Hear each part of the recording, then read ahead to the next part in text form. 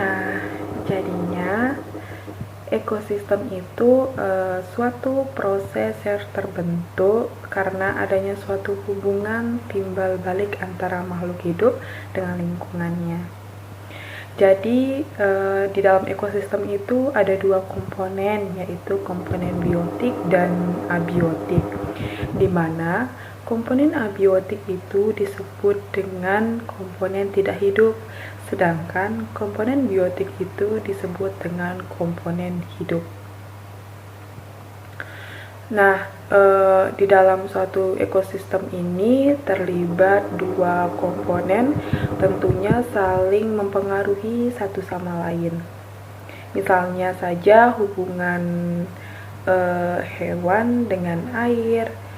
Nah, interaksi antara makhluk hidup dan tak hidup ini membentuk sebuah kesatuan. Setiap komponen yang dua itu terlibat mempunyai fungsi dari masing-masing. Selama tidak ada fungsi yang terganggu, maka keseimbangan dari ekosistem itu akan terus terjaga. Nah, di mana komponen dalam ekosistem itu ada namanya komponen abiotik dan abiotik.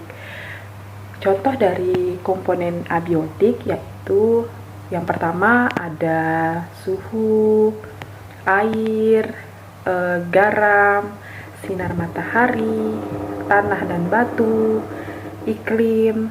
Nah, di mana pada setiap contoh-contoh itu berupa bahan organik, senyawa anorganik, dan faktor-faktor yang mempengaruhi dari beberapa organisme. Nah, yang pertama itu ada suhu, proses biologis yang dipengaruhi oleh suhu, di mana seperti mamalia dan burung itu membutuhkan energi untuk mengatur suhu di dalam tubuh. Yang kedua ada air, di mana ketersediaan air itu akan mempengaruhi organisme seperti organisme di gurun yang beradaptasi dengan adanya ketersediaan air di padang pasir. Yang ketiga ada namanya juga garam ya,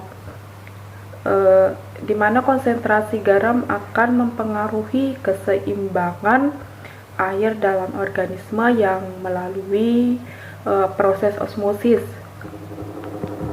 Beberapa organisme yang beradaptasi dengan suatu lingkungan dengan kandungan garam yang tinggi.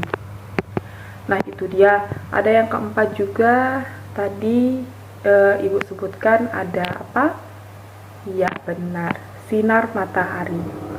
Nah, di mana sinar matahari itu intensitas dan kualitas cahaya akan mempengaruhi sebuah proses fotosintesis.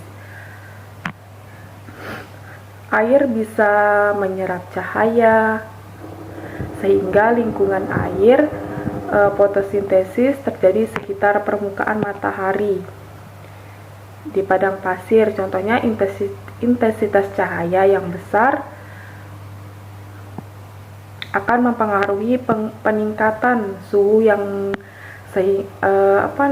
hewan, tumbuhan mengalami depresi. Ada juga namanya tanah dan batu. Beberapa dari karakteristik itu mempunyai struktur dan fisik seperti tanah, pH, dan komposisi mineral.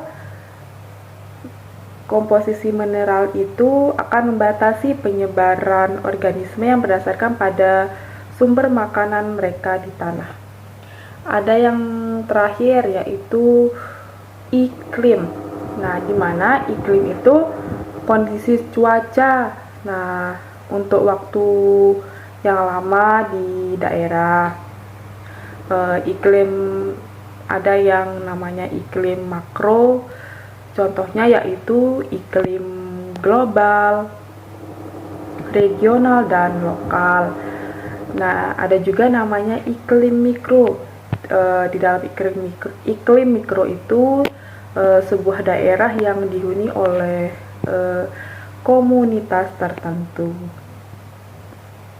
Nah, ada juga namanya tadi komponen biotik, di mana pada perannya kita nih sebagai makhluk hidup bisa dibagi nih menjadi dua macam, yaitu ada autotrof, heterotrof, dan pengurai.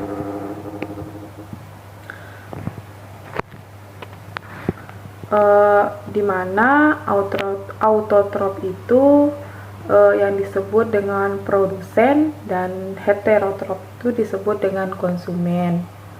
Nah, ada juga namanya tadi kan Ibu sebut sebagai pengurai.